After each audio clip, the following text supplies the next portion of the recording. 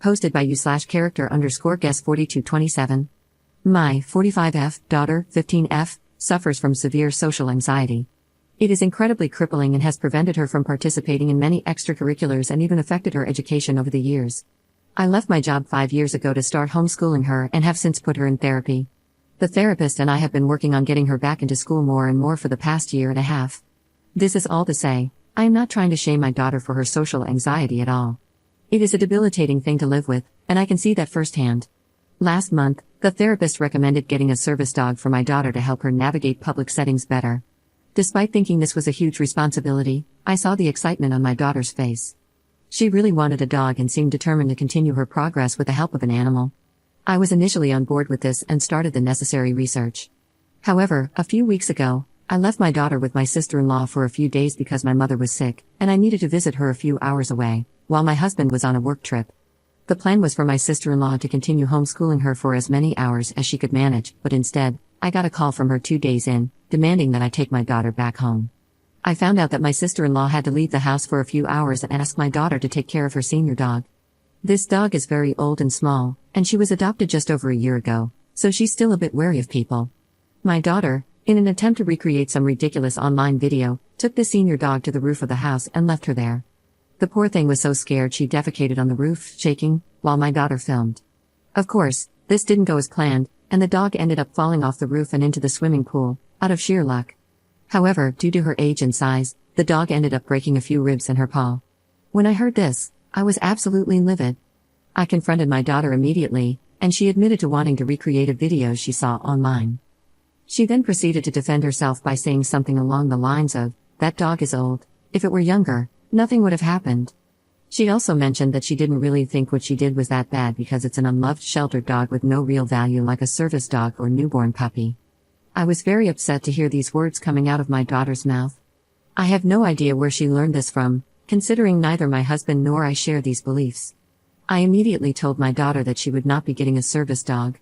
I also told her that she would have to pay her aunt's vet bill, no matter what it took.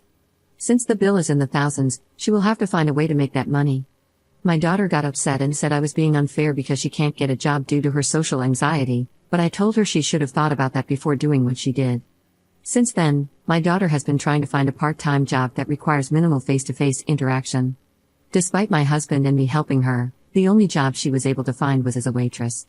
I asked my sister-in-law if she would be okay with my daughter working off the vet bill instead, but she refused, saying she had no interest in having my daughter anywhere near her house or dog again. Honestly, I thought that was fair enough, so I told my daughter she had to find a way to stick with this job because the vet bill was her responsibility alone. My husband told me I might be the jerk for suggesting our daughter pay off the entire bill and that we should probably just restrict her pocket money until the bill is paid off. I think that's not a good enough punishment because her pocket money isn't earned, it's what my husband and I give her for free time at the start of the week. Also, this bill is entirely her fault and, therefore, her responsibility. It's unfortunate that the only jobs available are in customer service, but what else can we do? My daughter's therapist also reached out, saying she thinks it was wrong of me to completely take the service dog idea off the table, considering it is a medical necessity. She also pointed out that suddenly forcing my daughter into an unfamiliar job may be a bit too daunting. Are my husband and my daughter's therapist right? Am I being too harsh on my daughter? Commenter. The problem is that you're coddling her so much. I have severe social anxiety, crippling even, throwing up, crying, tremors, panic attacks, all that jazz. It almost ruined my university career. It actually did mess me up big time when I was getting my master's. And you know what helped me? Being forced into uncomfortable situations, like getting a job. I'm tired of people saying that the only solutions are meds and therapy and living in a safe bubble. If your daughter isn't pushed out of her comfort zone, you'll have not only a little animal abuser but also someone who will be unable to function in society. And you won't be there forever to hold her hand. Ops response. What makes you think we aren't trying to put her into uncomfortable situations? My original post says we're working on getting her into school. The plan was to have her in college full-time. I also didn't raise her to be an animal abuser. I'm also getting tired of people comparing mental health issues. That will never be okay. I'm glad that worked for you, but my daughter was practically born with severe social anxiety. By the age of 8, she was wetting herself at school almost every day. She was crying, vomiting, and we were getting calls from teachers almost every day. I'm sorry for what you experienced, but it's not the same for a little girl. Was I supposed to get her a job at 10? We tried forcing her into school. We tried just a few days a week. We even tried leaving her at school and refusing to pick her up when she wet herself or vomited, sending her with spare clothes. This went on for 4 years. It didn't work. You have no idea how hard this has been. Commenter. Not the jerk. I think at this point a new therapist is indicated. Unless the therapist is unaware of the extreme severity of this incident, they are behaving in an unethical way. Maybe your daughter lied to her therapist about the severity of what she did. Ops response. I think this may be the case, yes. Other comments have mentioned this, so I've decided to take her to another therapist who isn't working so closely with us and explain the situation myself. She will also be working with a psychiatrist soon. Update 1 week later. First off, I want to say that although I was warned Reddit could be brutal, you guys did not hold back. Shout out to the person who DM'd me, telling me to unalive myself and my family. I want everyone to know that I read almost every single comment, even if I didn't reply to all of them. To clarify, when I mentioned a service animal, I was referring to what I was initially told, a dog that could alert my daughter to panic attacks and help calm her down. However, after speaking to other resources, I now understand that what the therapist was actually talking about was an ESA, emotional support animal. Apologies for any confusion, this is all new to me. And yes, where we live in America, psychologists can prescribe simple anxiety meds. Also, yes, I obviously took away my daughter's phone and laptop after this incident. She's only allowed access to what she needs to complete her studies. Now, onto the update. There was a lot of helpful advice and support, so I feel like I owe you all an update. My husband and I have been fighting for weeks about how to handle this situation. We did end up taking her to a psychiatrist, and she was diagnosed with severe social anxiety, as before, and also bipolar disorder. We were told the reason she wasn't diagnosed earlier is that she was too young at the time, and this is something that likely only became apparent recently, as she just hit puberty. So no, my daughter is not a sociopath, sorry to disappoint. And yes, we were told to continue homeschooling, as it's too late to put her in a school where everyone has already formed their own friendship groups, etc.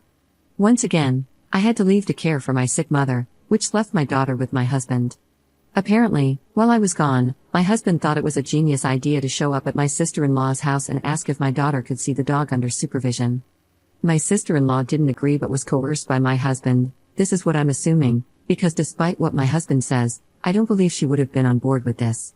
My daughter started crying and apologizing, claiming she felt so sad seeing the broken senior pup, who was now too scared to come close to her. My husband has since decided that, in light of this situation, my daughter deserves her emotional support animal. I completely disagree with this stance and believe she needs more support, therapy, and a wide range of resources, not just an animal. Even if my daughter is genuinely sorry, this isn't a mistake that can be easily forgiven in just a month. I still think we should be pushing her to continue with a part-time job, something she's been gradually starting to do. She's been sent home from the restaurant a few times already due to panic attacks and has even complained about vomiting during her breaks. I told her she's welcome to search for other jobs she might find easier, which she has started to do, but it's been almost 3 weeks of working. I've asked her to stick with it for a minimum of 2 months before quitting and finding something else. She's also not allowed to quit unless she comes to me with a concrete plan for paying back the money. My husband told me that he has already started the application process for an emotional support animal. And by application, I mean he has contacted local shelters and begun filling out their forms. I was very angry and asked him to stop, but he argued that he thinks he should take over her care from now on and quit his job while I work instead. I disagree because I've been handling her care for the past 6 years, but apparently, I don't truly understand how sorry she is now. In light of this, I contacted my sister-in-law and told her I thought it would be best if she filed a police report. I want this on record because, as many of you pointed out, they likely won't give my daughter an animal if they find out about this incident. She agreed and filed the report, which was totally heartbreaking for me. It really hurts to have to do something like this to my daughter. My husband found out, and we've been arguing for days. He's incredibly angry, but I'm trying to stick with this. I'm not sure how the next few weeks will pan out, but I will say that I'm incredibly worried about the future. I have no idea what to do or how to get my husband to see my side. This is very concerning, but thank you for listening. And to those of you who gave advice and support, I really, really appreciate it. Commenter. I would not back down from this. That girl does not deserve a dog, and you did the right thing by telling your sister-in-law to file that report. I know that's hard for you, but it was absolutely the correct thing to do. Your husband is being a Disney dad, and in the long run, that's not going to help your daughter at all. Hopefully, real-life consequences will show her just how wrong what she did really is.